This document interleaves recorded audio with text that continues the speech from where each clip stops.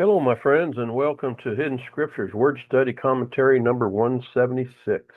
Taking a deeper look at John 5 from this past week's Torah portion reading is what we're going to talk about today. We'll start off with John chapter 5 and verse 1. After this, there was a feast of the Jews, and Yahushua went up to Jerusalem. Okay.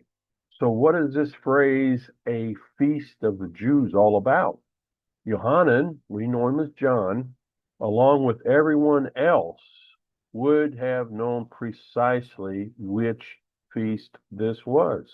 But the Greek translators, being completely detached and unfamiliar with the Hebrew culture, would have been clueless as to which feast this was. Scripture tells us that at the time that Yohanan wrote his epistle, there were still three pilgrimage feasts.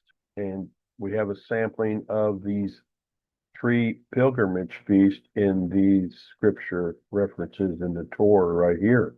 So when we read a feast of the Jews, which feast was it? Okay, so we're going to read about the three pilgrimage feasts starting off in Deuteronomy 16:16. 3 times a year, all your males shall appear before Yahuwah your Elohim in the place which he chooses. Okay, so 3 times a year, all the males had to make this pilgrimage feast.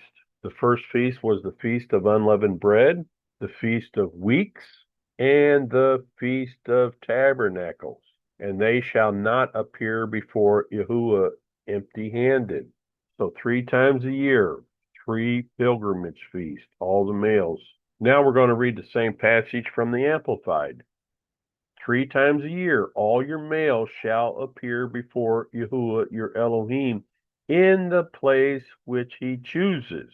At the Feast of Unleavened Bread, which is Passover, we have the Passover and then the 7-day Feast of Unleavened Bread.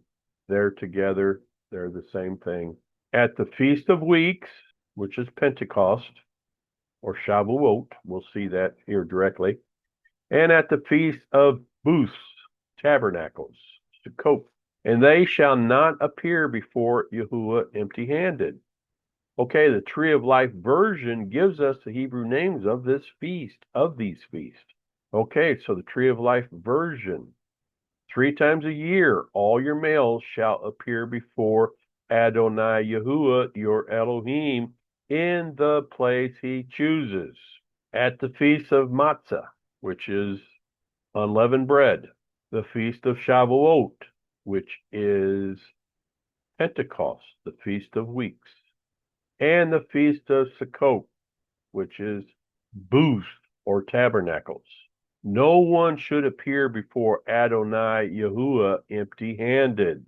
Okay, the first location that Yah chose was Shiloh, and it was at Shiloh where all the males were required to make the pilgrimage feast to in order to celebrate Passover, unleavened bread, Pentecost, the Feast of Weeks, Shavuot, and then the Feast of Booths, Tabernacles. And like I said, the first location that Yah chose was Shiloh. And then some 369 years later, the Father chose Jerusalem. Okay, and then we go to the book that we know as Joshua, chapter 18, verse 1. Now the whole congregation of the children of Israel gathered together at Shiloh and set up the tabernacle of meeting there, and the land was subdued before them. So the tabernacle of meeting was located at Shiloh for 369 years. And that's where everyone went to celebrate the feast. It was mandated, it was required that all the males would make the pilgrimage feast. And of course, their wives and families were welcome to come with them if they wanted to, if they chose to. Okay, Second Chronicles chapter 8 and verse 13, Amplified Bible. A certain number every day. We're talking about animal sacrifices. Offering them up as Moses commanded for the Sabbaths, for the weekly Sabbaths, for the new moons, and the 3 annual feasts. The Feast of Unleavened Bread, the Feast of Weeks, which is Pentecost, and the Feast of Booths, which is Tabernacles.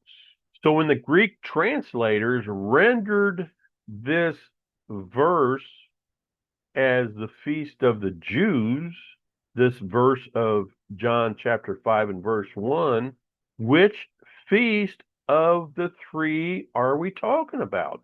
The only feast that would happen next in line after Passover and the 7-day Feast of Unleavened Bread.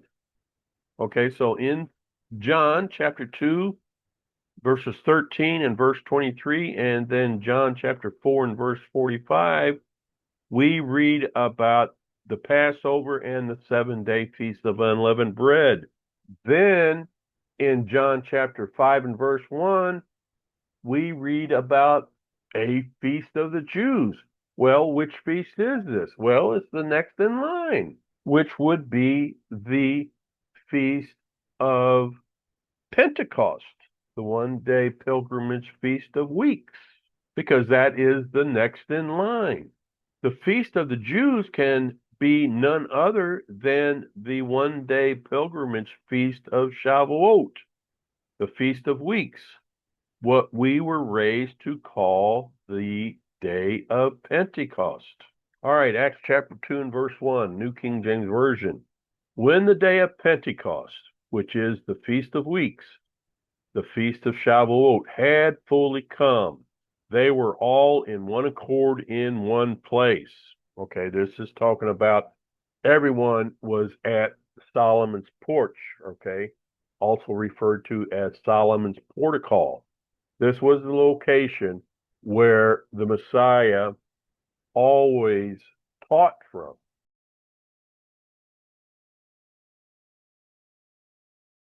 Whenever he would go to the temple, he would always teach from this location.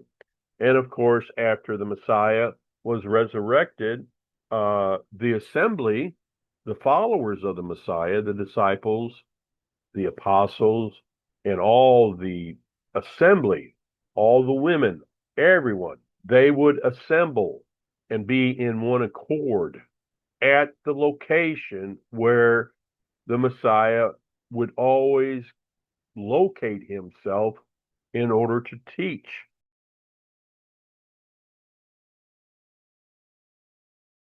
Okay, so that is where they were at. They were all in one accord in one place. Okay, Acts chapter 20, verse 16. For Paul, his name was Shaul, had decided to sail past Ephesus so that he would not have to spend time in Asia, for he was hurrying to be at Jerusalem, if possible, on the day of Pentecost, the Feast of Weeks, the Feast of Shavuot. Okay, 1 Corinthians chapter 16 and verse 8. But I will tarry in Ephesus until Pentecost, which is the Feast of Weeks, the Feast of Shavuot. Okay, all the feasts of Yah are found in Leviticus 23, and you can find all of them there, folks. Also, the phrase Feast of the Jews that we read in John chapter 5 and verse 1 limits the scope and importance of these feasts. Okay, let's go to Leviticus chapter 23 and verse 2. Speak to the children of Israel and say to them, the feast of Yahuwah, which you shall proclaim to be holy, set apart convocations. In other words, assemblies, set apart assemblies. These are my feast, says Yahuwah. Okay, they are not just the feast of the Jews. They are the feast of Yahuwah. These are my feasts, he says. Okay, dropping down to verse 4. These are the feast of Yahuwah, holy convocations, set apart assemblies. which you shall proclaim at their appointed times. Okay, they were to be proclaimed at the appointed times. It all was focused on the harvest, on when the harvest was ripe and could be offered as the first fruits. Okay, Leviticus chapter 20. Folks, this was not a predetermined paper calendar that they went by.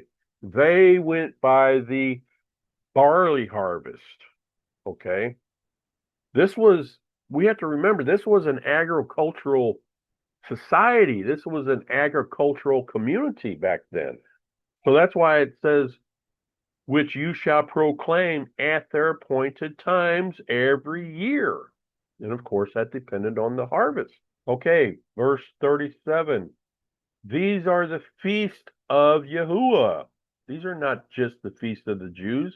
These are the feast of Yahuwah, which you shall proclaim to be holy convocations, which you shall proclaim to be set apart assemblies, to offer an offering made by fire to Yahuwah, a burnt offering and a grain offering, a sacrifice and drink offerings, everything on its day.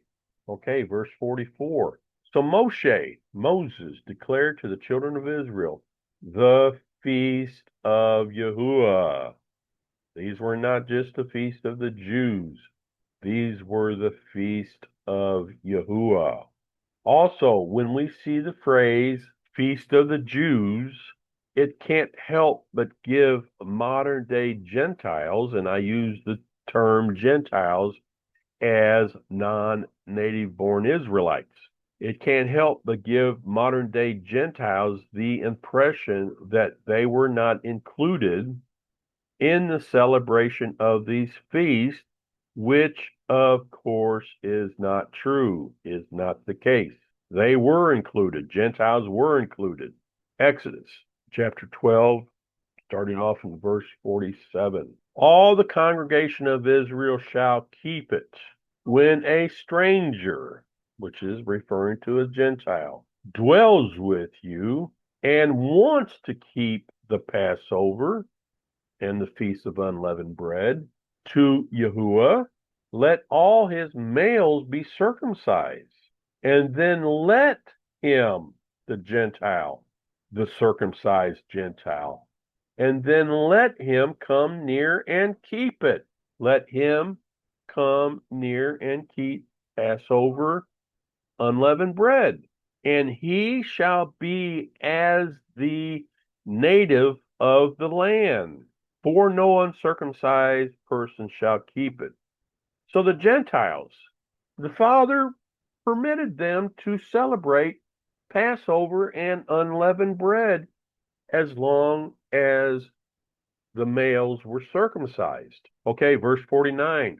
One law, one Torah shall be for the native born Israelite and for the stranger, the Gentile, the non-native born Israelite who dwells among you. These Gentiles had chosen to be grafted into Israel. And of course, where do we read about that? I think we read about it in Romans chapter 11.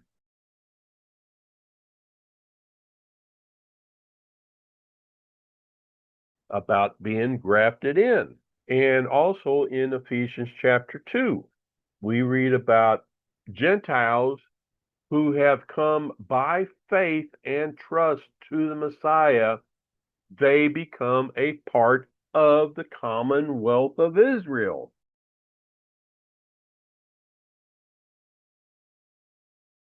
Okay, so these Gentiles had chosen to be grafted into Israel, which means that they wanted to be assimilated among them.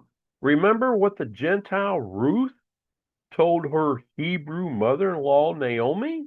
Ruth chapter 1 and verse 16. But Ruth replied, "Don't urge me to leave you or turn back from you. Where you go, I will go, and where you stay, I will stay. Your people will be my people, and your Elohim will be my Elohim.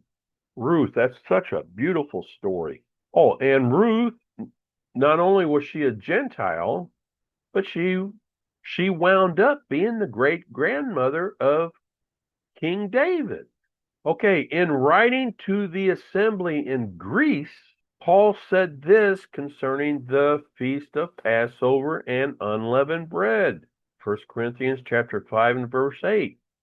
Therefore, let us keep the feast. Okay, Paul, who's Paul writing to? Well, he's writing to Gentiles. I'm sure there was a mixed multitude in the called out assembly in Greece, in the city of Corinth. I'm sure there was a mixed multitude there. So he is writing to the Gentiles within this mixed multitude in Greece. Therefore, Paul says, let us keep the feast. And what feast is he talking about? He's talking about Passover and unleavened bread, not with old leaven, nor with the leaven of malice and wickedness, but with the unleavened bread of sincerity and truth.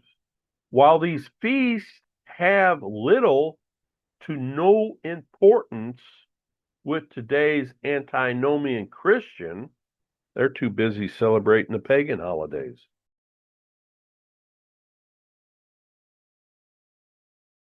They are important to the Father. The most important one to him, it seems, is the Feast of Sukkot, the Feast of Booths, the Feast of Tabernacles, which the Father will mandate that it be celebrated in Jerusalem, in Israel, during the millennial reign of his son Yahushua.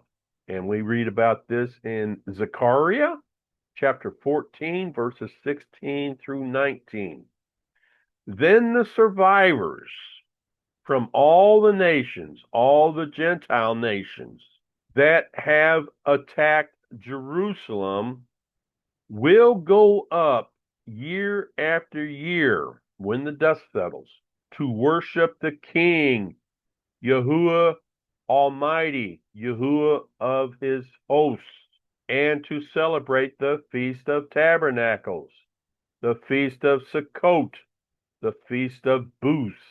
Verse 17, if any of the peoples of the earth that survived the Battle of Armageddon do not go up to Jerusalem to worship the King, Yahuwah Almighty, they will have no rain. Receiving no rain for a whole year would not be a pleasant situation for any nation to experience. Okay, verse 18. If the Egyptian people do not go up and take part in the Feast of Tabernacles, in the celebration of the Feast of Tabernacles, they will have no rain. Yahuwah will bring on them the plague he inflicts on the nations, on the Gentile nations, that do not go up to Jerusalem to celebrate the Feast of Tabernacles, the Feast of Sukkot. Okay, let's finish this out with verse 19. This will be the punishment for Egypt and the punishment of the nations, of the Gentile nations that do not go up to celebrate the Feast of Tabernacles. Okay, so when John chapter 5 and verse 1 says the feast of the Jews, we know that this is talking about the feast of Yahuwah. And in verse 1, it is specifically talking about the feast of Pentecost, the one-day pilgrimage feast of Pentecost, Shavuot, the Feast of Weeks. And we know that these feasts are important to the Father, and we modern day believers need to become familiar with these feasts.